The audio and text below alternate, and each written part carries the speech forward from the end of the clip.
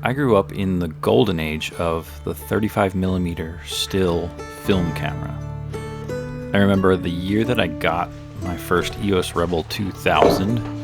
I took a few trips. I think it was my senior year in high school, and I took a trip to Branson, Missouri. We lived in Pennsylvania, so that was a special trip. We also took a trip to Haiti, and I remember shooting probably somewhere between 10 and 15 rolls of 36 exposure film, and I had to, of course, develop the film, and then I did actually print the film because back then that's kind of what you did.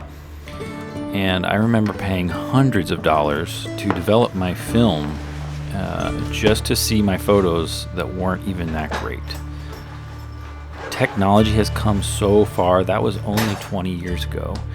Now we have digital film cameras that enable creators of all kinds to capture and make beautiful images and beautiful stories. And I'm so grateful for my beginnings on film. Of course, I learned so much about the camera, how it reacts to light and color, and even different film stocks.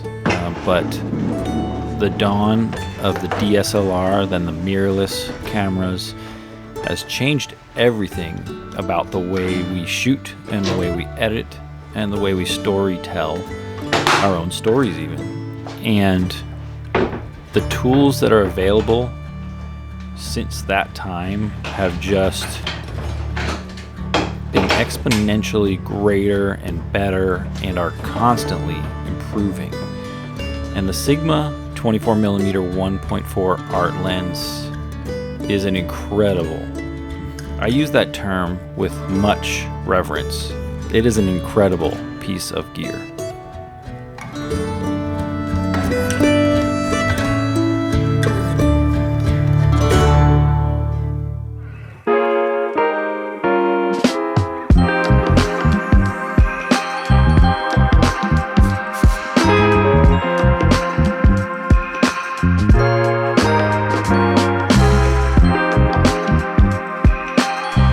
Everything you saw from the beginning of this video was filmed with the Sigma 24mm 1.4 art lens, but something I've noticed is that people don't really care about quality anymore, so I'm just going to throw quality out the window on my channel. Check out this awesome lens that I got. Check out this awesome camera that I got. These tube lights. This filter. This is the best lens I've ever had. Oh, and check out this stuff.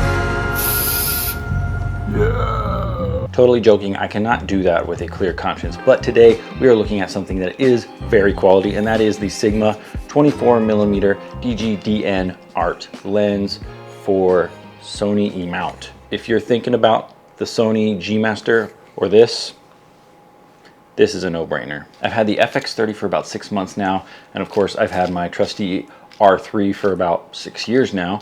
Both are fantastic cameras, but I only had one Sony autofocus lens, one autofocus lens between the bodies, so I'd have to use a manual lens. So I needed something with fast, sharp, quality, reliable autofocus, good optics, good price point, of course. It was a long and hard battle between the Sigma Art and the Sony G-Master 24mm, and ultimately I went with this, and I've rented the 24mm G-Master before. Now this is not going to be a comprehensive review on the specs, and this is not going to be a detailed look at chromatic aberration or lens distortion, things like that. This is going to literally be a footage test of the things that I've shot on both photo and video with the Sigma Art 24mm 1.4.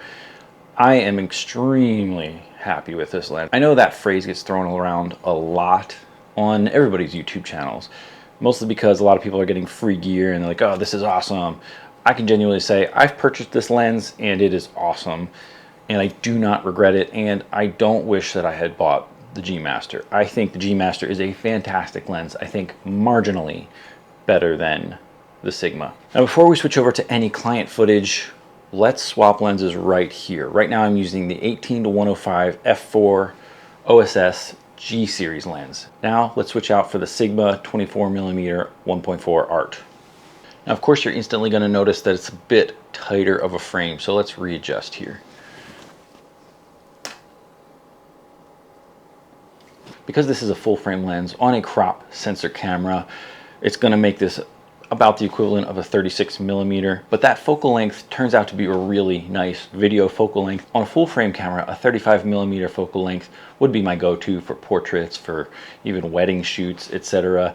So having a crop sensor with the 24 really works out, and I love wide angles. I really like, honestly, I'm an ultra wide. If I could go ultra wide, I would, but there's just too much lens distortion when you get that wide. So this lens works really great. And of course, my other concern with a third-party autofocus lens is the speed and accuracy of the autofocus compared to Sony native lenses. Of course, we all know that the G series and of course the G Master series are very fast and very accurate. Even my G series f4 is beautifully fast on picking up faces and really connecting to the camera body and communicating with the camera body. I have found that I don't even need to worry about with the Sigma anymore. They have come so far in their autofocus capabilities that I am confident and excited when I get to buy another Art series lens. It is that fantastic. Let's go try it out now. I'm here in Avila Beach, California, and I'm really excited to finally get to try out the Sigma 24mm Art 1.4 lens.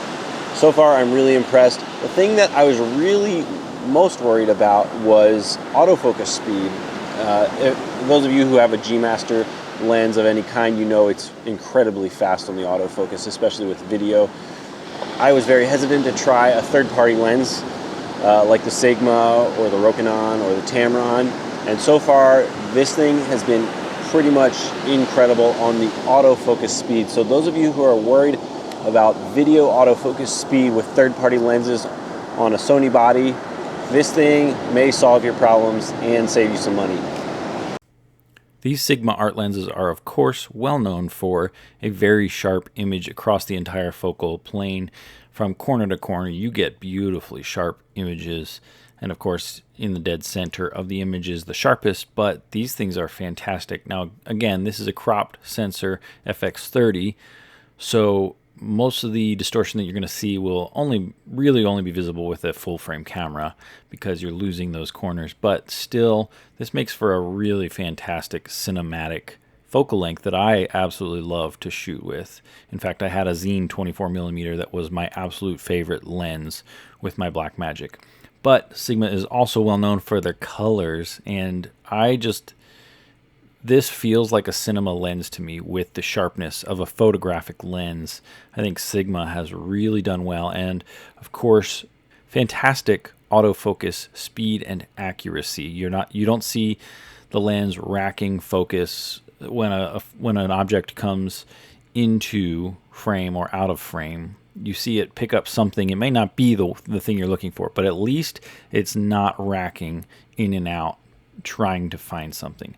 I would compare this lens to some of the nicer mid-range cinema lenses, but the nice thing is you get the sharpness when your aperture is just wide open at 1.4 that you don't even get from a lot of cinema lenses. Like my Zine lens was not this sharp wide open. I think this Sigma 24mm Art lens is a great choice, particularly for those of you who love wide angle lenses.